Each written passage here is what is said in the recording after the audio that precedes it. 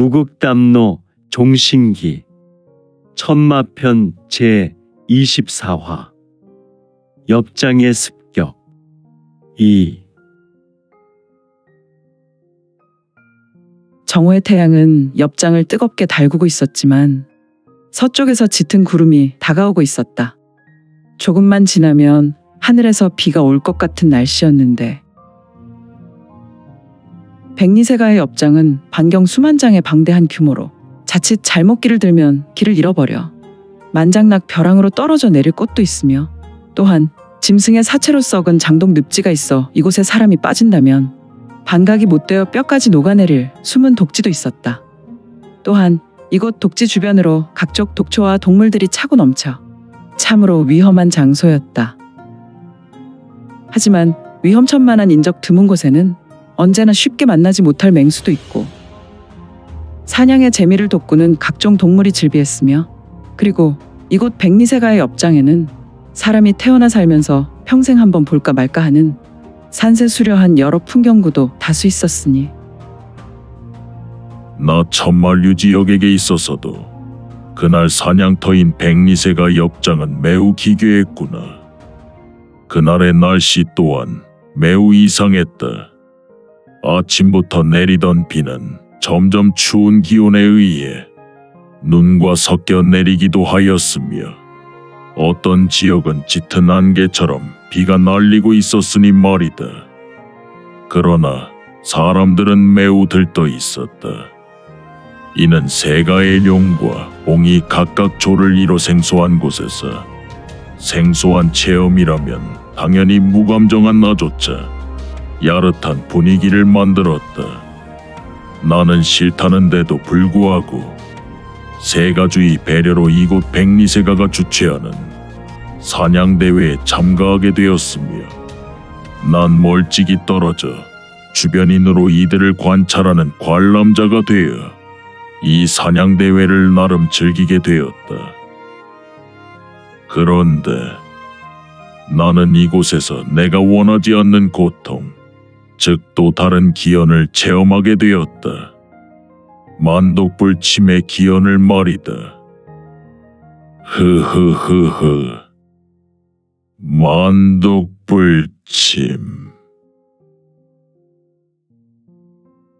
사람들은 밀림과도 같은 숲속 수풀을 헤치고 다녔다. 이들 일행은 10여 명으로 구성되었고, 그들은 각자 도와 검, 창, 활을 몸에 무장한 채 힘겨운 이동을 하고 있었다. 무성한 수풀을 헤치고 이동하기는 쉬운 행보가 아니었다. 물론 선두에서 움직이는 자에게는 매우 번거로웠는데, 특히 안개처럼 날리는 비는 지금의 상황을 더욱 격한 상황으로 만들기에 충분했다. 휘이이 스르르 스르르 스르르 스르르. 사람들은 수풀을 헤치고 잔디와도 같이 깔린 바닥을 걸었다. 날리는 비는 대지를 촉촉하게 만들었지만 물이 고여 수렁을 만들거나 웅덩이와 같은 바닥은 아니었다. 미끌 어머, 척 조심하시오. 가연소저. 아, 감사합니다. 하지만 이제 제 팔을 놓아주세요. 아, 사람들은 한 줄로 서서 걸었는데 선두에 있었던 인물은 오직 앞만 보고 걸어갔다. 사람들은 그 뒤를 쫓았으며 선두 바로 뒤에 있었던 여인은 바로 백리세가의 장중보옥 가연이었다. 물론 그 뒤를 따라던 인물은 단목가의 무였다. 가연은 열심히 앞사람을 쫓았지만 물기를 먹은 지면이 미끄러워 디딤발이 미끄러졌고, 넘어지려던 가연을 뒤에 있었던 단목무가 잡아챘다. 바닥이 미끄러우니 조심하셔야 할 것 같소. 단목무는 가연을 보며 미소를 지었다. 참 이자는 정말 기분 나쁘고 멍청하게 생겼군. 그리고 이렇게 짙은 사기라니. 다른 이가 나를 도와줬다면 좋을 것을. 가연은 단목무를 보며 아스운 표정을 지었고, 그의 말에 대답하는 것이 아니라 허리를 돌려 앞사람을 쫓아 걸었다.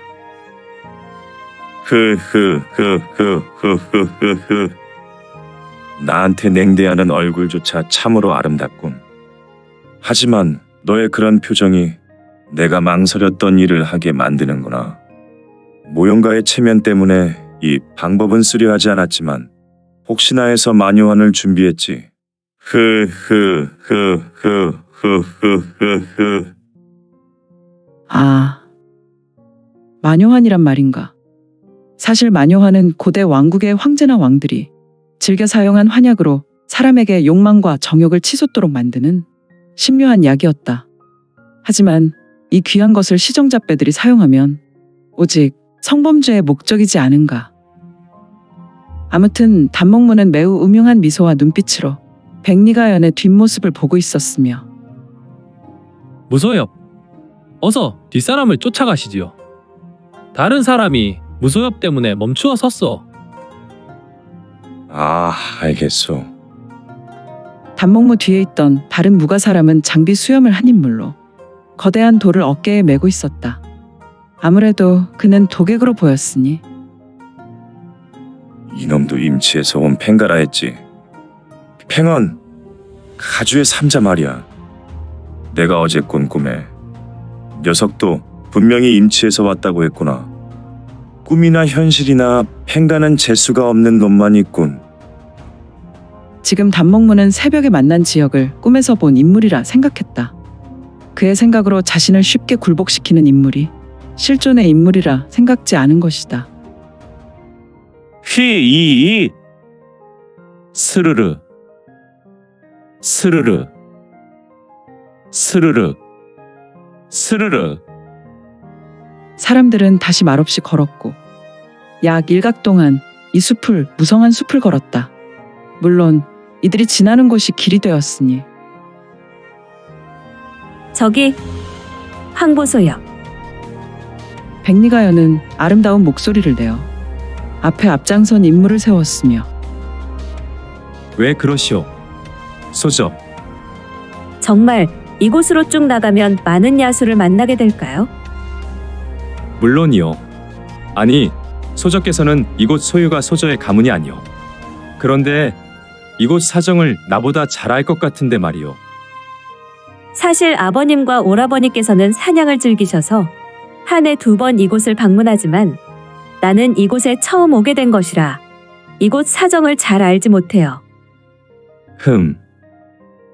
사냥은 무가의 자손이라면 누구나 즐기는 것인데. 그렇군요. 하지만 난 무가의 자손으로 태어났으나 다른 것에 관심이 있어서요. 아, 황보소여. 그런데 어떻게 이곳을 지나면 우리가 사냥할 만한 야수가 있을 것이란 확신을 하세요? 그것은 아비로부터 배운 추적술에 지나지 않소. 나는 아비인 황보가주와 사냥을 자주 나가오. 그래서 아비로부터 배운 여러 사냥의 기술을 가지고 있는데 짐승을 찾는 추적술이 그중 하나요. 네, 그렇군요. 두 사람은 미소를 지었다. 역시 초수춘에는 이름난 미녀가 있다고 하였으며 그녀는 중원 5대 미녀라 하였으니 이 가연소저는 세상이 놀랄 만큼 참으로 아름다운 여인이군. 황보 소엽이란 자는 가연을 보며 속으로 이렇게 생각했다. 이를 힐긋힐긋 보았던 단목무는 저놈이 감히 남의 것에 욕심을 내는 건가? 누구 허락 없이 미소 짓고 지랄이야. 제기랄 지랄이야. 단목무는 백리가연을 자신의 물건처럼 여겼고 가연에게 호감이 있는 사람은 여지없이 적대적인 감정이 생겨나 속으로부터 올라왔으니 갈아 마셔도 부족할 놈이군. 저런 비열한 웃음이라니.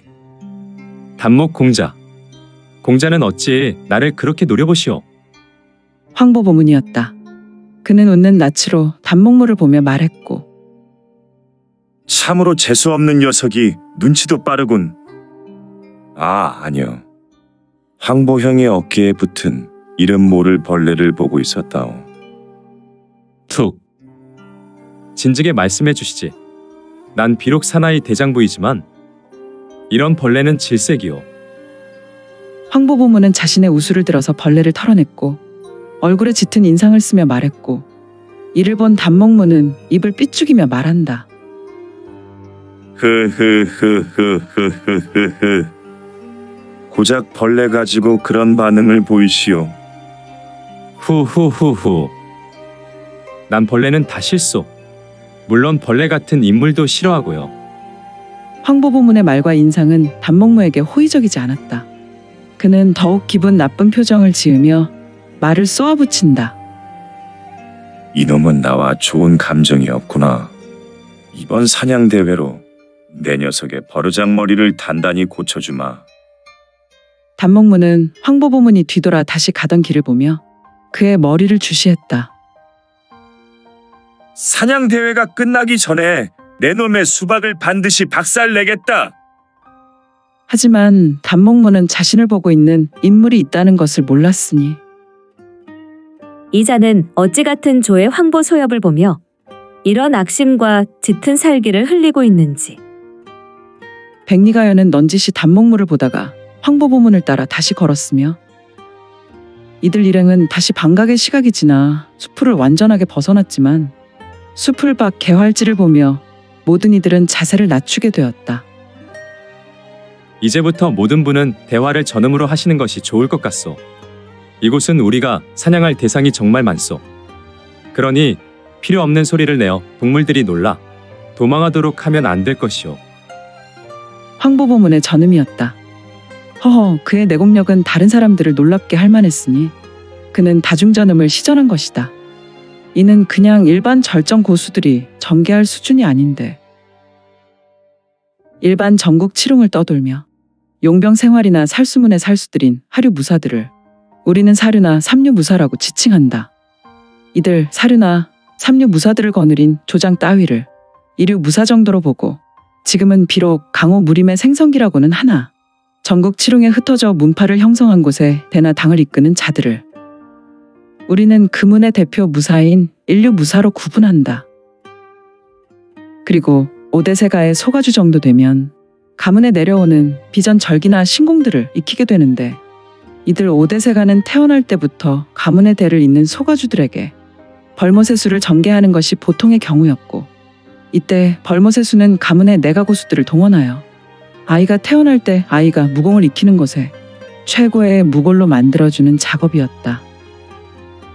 이때 뼈와 살을 새롭게 하여 결국 갖는 아이는 자연계에 존재하는 무한한 공능을 아무 제약 없이 자연스럽게 흡수할 수 있게 되며 또한 대법은 단순히 숨만 쉬어도 내기를 몸 안에 쌓게 만드는 최적의 환경을 만들어주는 작업으로 한 인간이 벌모세수를 받으면 무공을 연공하는 일반 무인보다 최소 10배의 속력으로 내공을 쌓을 수 있는 차이를 보이게 되므로 무인에게 있어서 태어날 때 벌모세수를 받는 것은 일생일대의 꿈과 같은 역사였다.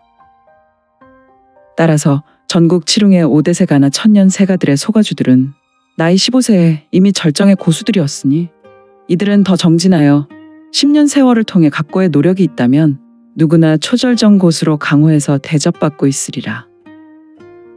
초절정의 고수는 출신 입하지경을 목전에 두고 있었던 고수로 비록 내가 고수로 인정받을 순 없었지만 개인차로 어떤 고수들은 촌경, 전사경, 암경 등 이런 것들을 일정 부분 내가 공력을 사용하여 효과적으로 전개했다.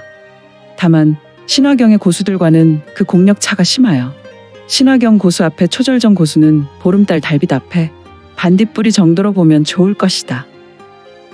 그런데 황보보문이 바로 절정을 넘어선 초절정 고수의 수준으로 다중전음을 전개한 것이다. 허허, 이놈 봐라. 초절정 고수 이상이란 말인가? 허허, 다중전음이라. 황보보문을 본 인물 단목무는 조금 인상을 쓰고 있었으며 다른 이들은 말은 하지 않았지만 황보보문의 내공력 앞에 다소 놀란 표정이었다. 사도조장께서는 앞으로 나오시오. 나의 역할은 여기까지요. 보문소엽. 그동안 고생했소. 그리고 조를 대표해서 감사드리오. 저기 앞에 있는 짐승들은 우리에게 충분한 흥미를 주오. 사도조장이란 인물은 다른 인물 앞으로 나왔지만 그는 여전히 짐승들의 입장으로 본다면 짐승들은 여전히 이 무리가 수풀에 가려 보이지 않았다. 지금 사도조장은 은폐물 수풀의 박짐승을 손가락으로 가리키고 있었다. 8명의 사람은 사도 조장이란 인물의 손가락 끝을 보며 만족스런 표정을 지었고, 허허, 이 사도 조장이란 인물도 녹록지 않군. 이 차도 다중전음이란 말인가. 이런 개나 소나 다 내가 고수라니.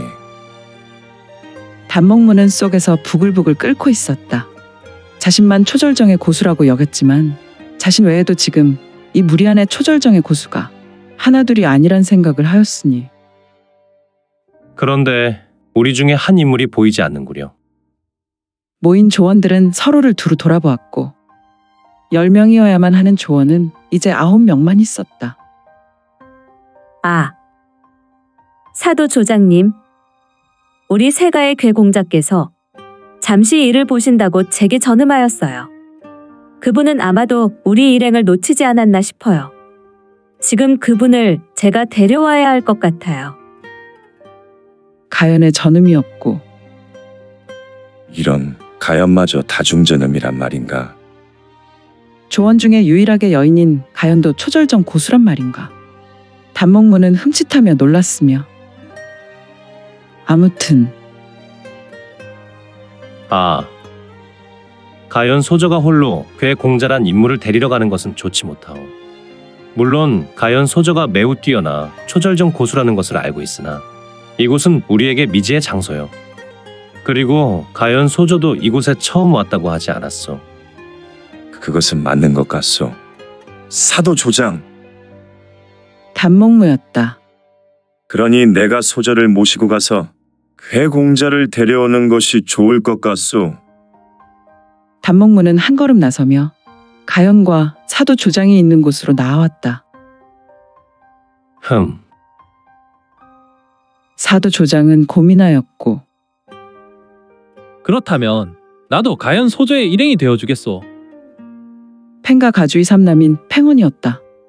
그는 거대한 돌을 어깨에 걸쳐서 들고 있었으며, 그렇게 해주겠소? 나머지 6명은 이곳에 남아 사냥을 전개하면 되겠소. 다른 3분이 백리세가의 괴 공자를 데려오시오. 이런, 나와 가연만 따로 가서 좋은 시간을 보내려 하였는데 저 팽가란 놈은 정말 재수 없는 녀석이야. 어떻게 나는 이곳 초에서 저 임치에서 온 것들과 이렇게 안 좋게 여기니 말이야. 제기랄. 허허, 도대체 단목무는 무엇이 문제인가? 그가 비록 류지역이 있었던 호원평야에서 연애 소장이었고, 그는 조금 단호한 인물이기는 하지만 그렇다고 성정이 이렇게까지 망가지고 비뚤어진 인물은 아니었다. 단목무는 재와의 전쟁이 끝나고 세가에서도 평소와 같이 바른 인물이었는데 도대체 그는 무엇이 문제인가? 그런데 내가 이상한 괴인을 만났고 다시 다음날 한 번의 꿈을 꾼 후로 내 몸이 왜 이렇게 무거운지, 그리고 운기행공할 때 나의 내기가 잠들었는지 소주천 대주천 하였지만 평소보다 살의 공력을 끌어올리지 못하니 말이야. 그는 가연을 보며 쓴 미소를 짓고 고개를 갸웃거렸다. 툭! 단목 공자, 뭐 하시오? 이제 가연 소저와 함께 괴 공자를 찾아봅시다. 어라? 아, 알겠소. 백리가연은 왔던 길로 천천히 걸어갔고 팽원은 소뚜껑만 한 손으로 단목무의 어깨를 툭 쳤다. 이에 단목무는 무언가 훔쳐먹다 걸린 소동처럼 놀란 표정이었고 마지못해 전음했다. 그리고 그는 팽원이 걸어간 길로 천천히 따라 걸었다. 사도 조장이란 자는 이들이 수풀로 사라진 모습을 끝까지 지켜보았으며 안개가 자욱했다. 그것도 매우 짙은 안개였다. 허허, 안개인지 아니면 날리는 가랑비인지. 그가 지금 이곳을 향해 오고 있다는 것이냐? 온통 하얀색 무복에 두건을 뒤집어 쓴 무인으로 보인 인물이 부하로 보인 인물에게 전음으로 말한다. 네, 백리 가주가 이끄는 용호조는 이곳으로 직진하고 있습니다. 역시 황보가의 이남이 길라잡이가 되어 이곳 묵지로 오고 있습니다. 허허, 백리새가 옆장에 묵지란 말인가. 그러고 보니 비록 안개에 가렸지만 그들의 발밑바닥은 매우 짙은 묵빛이었다. 도대체 이 묵빛은 뭐란 말인가? 스스스스스스스. 아, 가만히 보니 이들 발밑에서 은은한 연기가 안개와 같이 피어났다. 이를 보고 있었던 흑의 무복을 입고 있었던 고수는 특무 현무전은 모두 피독주를 물고 있느냐? 물론입니다. 그래, 잘했구나. 이곳 묵지의 독향은 매우 치명적이다. 우리가 아무리 선단을 먹었다곤 하나 피독주를 물지 않는다면 우리는 이곳에서 반 시즌도 버티지 못할 것이다. 너도 자리로 돌아가면 반드시 피독주를 물고 있어야 한다. 네, 알겠습니다. 그런데 왕께서도 흐흐흐흐. 나는 피독주가 필요 없구나. 백독은 물론 천독불침이다. 이미 선단도 복용했으니 나는 이곳에서 한 달은 너끈히 버틸 수 있구나. 그러니 너는 나를 걱정할 필요 없다. 그런데 네, 저광. 너희는 우리의 임무가 어디까지인 것을 잘 알고 있느냐? 물론입니다. 세가를 나올 때부터 우리 특무조는 세뇌되다시피 이번 임무를 숙지했습니다. 그리고 이곳까지 오며 한순간 쉬지도 않고 연습하였습니다. 우리 중에 어떤 녀석도 백리새가주를 잡을 인물은 없고 오직 사지로 몰고 갈 겁니다. 흐흐흐흐. 내 놈은 참 여기까지 오며 내 놈과 말을 섞어봤지만 나도 인정하는구나. 본가에서 나온 특무조의 능력을 매우 신임하지만 그는 나와 같이 고주 21천이구나. 나도 1대1로 그를 상대할 때 목숨을 걸어야 한다. 그런데 내 녀석들이 그를 3도천을 건너도록 한다. 그것은 해가 서쪽에서 뜨는 것과도 같은 일이구나. 감히 모도를 나무는 쳐다보지 말도록 해라. 다만 너희는 나를 도와 백리가주 중현을 묵지 깊숙한 곳으로 몰면 된다. 그곳에서 기다리는 신왕과 법왕까지 인도하면 되는구나. 그리고 죽지는 말도록. 아, 저광이란 자는 바로 연에서 저광문을 이끄는 인물이지 않은가. 과거 100년 전에 희대의 마문이었던 그 저광문. 모용세가는 저광문을 몰락시키며 그들의 모든 유산을 흡수했더란 말인가. 아무튼 이들은 모용세가의 세가주 모용태가 준비한 양봉우미의 계를 전개하기 위해 이곳 묵지로 나와 있었으며 이들의 준비는 그간 오랜 세월 연습했던 작전이지 않은가. 이제 그 작전의 실현이 시시각각으로 다가오고 있었으며 불과 반각이면 이곳으로 일단의 무리가 올 것 같구나. 이곳에서 백리새가주는 홀로 무리 중에 떨어지게 될 것이다. 우리에게 주어진 약속된 시각은 일각이다. 물론 상관 가주 또한 이곳으로 오게 돼 있구나. 이제 자리로 돌아가라. 알겠습니다. 저광. 척!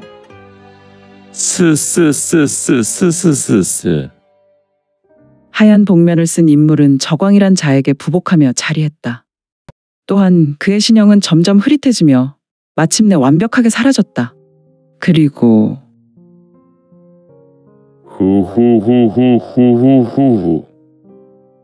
저벅, 저벅, 저벅. 저광이란 자는 천천히 걸어가 작은 바위로 가서 자리에 앉았다. 다만 이곳 갈대숲 공터에는 짙은 안개와 같은 비가 날리고 있어서 앞에 있는 인물이 서너 장만 벗어나면 잘 보이지 않을 정도였으니 그는 천천히 날리는 비에 신비롭게 가려졌으며 허허, 이 자는 귀식대법이라도 전개한 것인가. 자연과 완벽하게 동화되었고 또한 주변 갈대숲은 완벽하게 고요했으며 천천히 불어오는 실바람에 의해 갈대들만 부스스 소리를 내었으니. 오늘 준비한 내용은 여기까지이고요. 모국담로 종신기 천마편 계속 성원 부탁드릴게요. 또한 구독, 좋아요는 본 작가의 지필에 큰 힘이 됩니다. 그럼 오늘도 최고로 멋진 하루 되세요.